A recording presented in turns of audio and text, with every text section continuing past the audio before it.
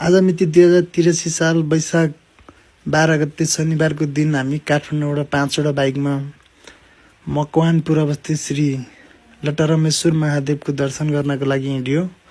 काठमाडौँबाट लगभग 50 किलोमिटरको दूरीमा रहेको लटरमेश्वर महादेवको दर्शनको लागि हामी 10 जना साथीहरू बाइकमा जाँदैछौँ।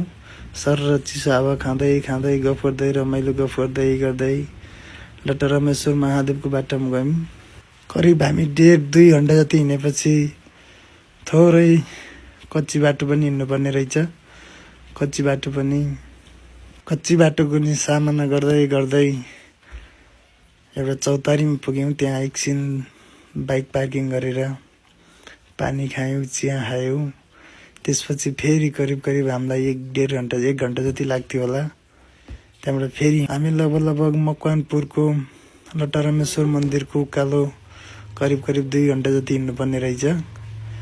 अलि छिटो हिँड्ने मान्छेलाई 1.5 घण्टा भने हामी बिस्तारै हिँड्ने लगभग 2 घण्टा जति लाग्ने उकालोमा बिस्तारै गफ गर्दै साथीभाइहरू हाँसी मजाक गर्दै करिब 1.5 घण्टाको लामो बाटो उकालो लाग्यो।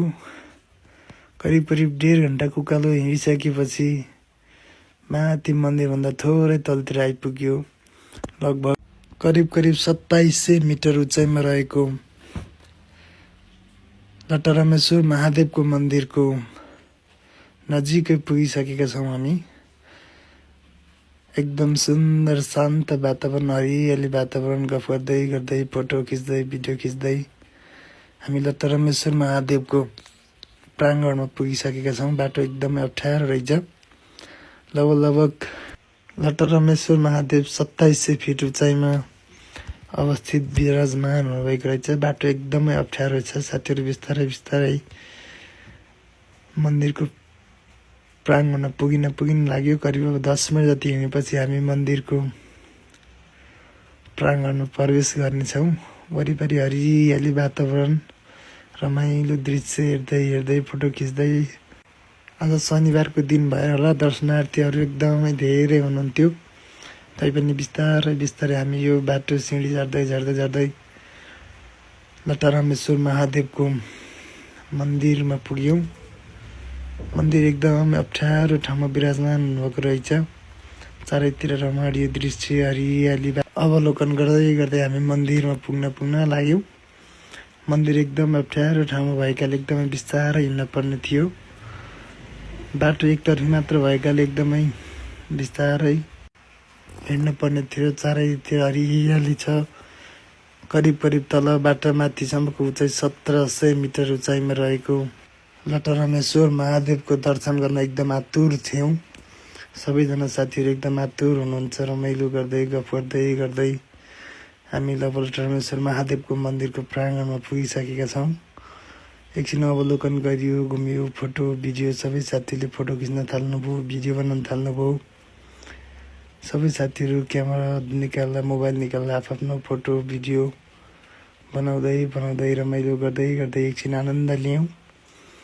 त्यसपछि फोटो भिडियो धेरै खिचेर चाहिँ एउटा अविस्मरणीय क्षणको लागि सामाजिक सञ्जालमा पोस्ट गऱ्यौँ।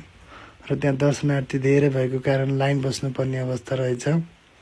हामी सबैजना लाइन बस्दै लटरमेश्वर महादेवको दर्शन गरियो। दर्शनार्थीहरू एकदम भिड भएकाले लाइन धेरै बेर बस्नु पर्यो। लगभग आधी घण्टा जति हामी लाइन बस्यौँ। त्यसपछि पूजापाठ गरेर चाहिँ लटरमेश्वर महादेवको शिलामा प्रवेश गरेर लटरमेश्वर महादेवको दर्शन गरियो। करिब हामी आधी घण्टा जति त्यस लटरमेश्वर महादेवको प्राङ्गणमा बसी दर्शन गरियो। त्यसपछि फर्किँदा फेरि साथीहरू फोटो भिडियो बनाउने क्रम जारी रह्यो। फोटो भिडियो बनाउँदै फर्किने समय आएर हामी ओह्रालो करिब 1.5 घण्टा ओह्रालो झर्न सुरुवात गर्यौँ। कस्तो लाग्यो हजुरलाई लटरमेश्वर महादेव? लटरमेश्वर महादेव कस्तो लाग्यो हजुरहरूलाई? एकदम राम्रो, एकदम शक्तिशाली, एकदम सत्य। के भन्न चाहनुहुन्छ लटरमेश्वर महादेव आएर? जय भगवान लटरमेश्वर महादेव की करिब करिब हामी आधा घन्टा हिँडेपछि साथीहरू रमाइलो गरेर फेरि नाचगानको सुरुवात गर्न लाग्यो।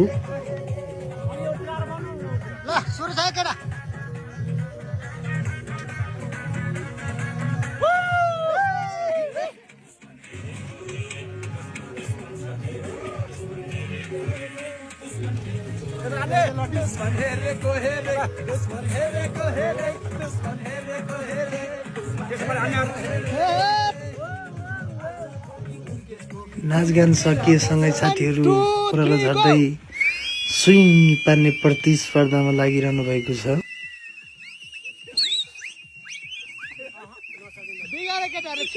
सुसिली हाल्दै हाल्दै हामी खाने स्थानमा आइपुग्यौँ। एउटा होटलमा खाना अर्डर गरेका थियौँ। खाना अर्डर भइसकेको रहेछ। त्यहाँबाट हात मुख धोएर चाहिँ फ्रेस भएर खाना खान बस्यौँ। साथीहरू मुस्कान दिँदै भिडियो बनाउँदै खाना खान सबै चट्ट बसिसक्नु भएको छ। हामी जाँदाखेरि नै खाना अर्डर गरिसकेका स्ट्रिममा हामीले जाँदाखेरि नै खाना अर्डर गरिसकेका थियौँ। र सजिलो भएको थियो। सबै साथीहरू मासु भात अर्डर गरेका थियौँ। खाना आएर सबै साथीहरू खाना थाल्नुभयो।